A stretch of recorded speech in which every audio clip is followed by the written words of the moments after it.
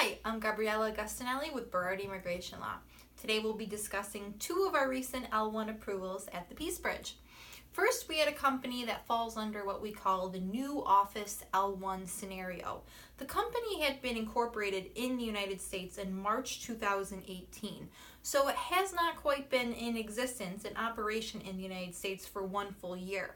When that happens, we can only ask for a 1-year period of approval for the applicant in the United States.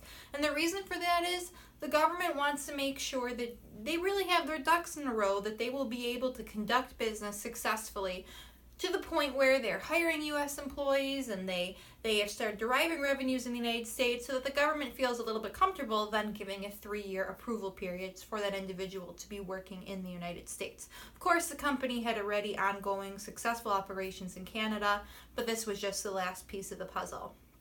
We had actually gotten some approvals for individuals working for that same company earlier that year, but since again a full year had not passed, we could only ask for the 1-year period.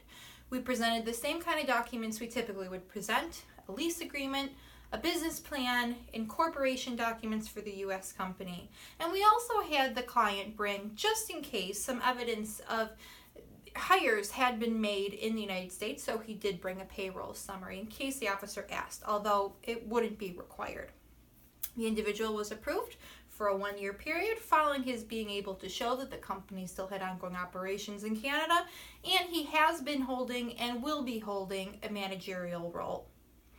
Our next application was for an individual who was renewing his L1 status, asking for another 3-year period of approval.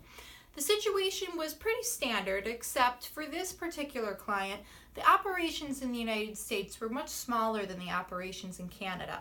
And since we have to be able to show that the company is actively doing business in the United States, here we were really careful to document that even though they had 3 employees and 3 contractors, they're certainly doing business in the United States. We included a lease agreement, again, showing that they have property set up in the United States where their employees are doing business.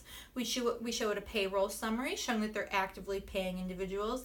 And you can also include things like contracts that you have with different offices in the United States, or any other proof that you're actively doing business.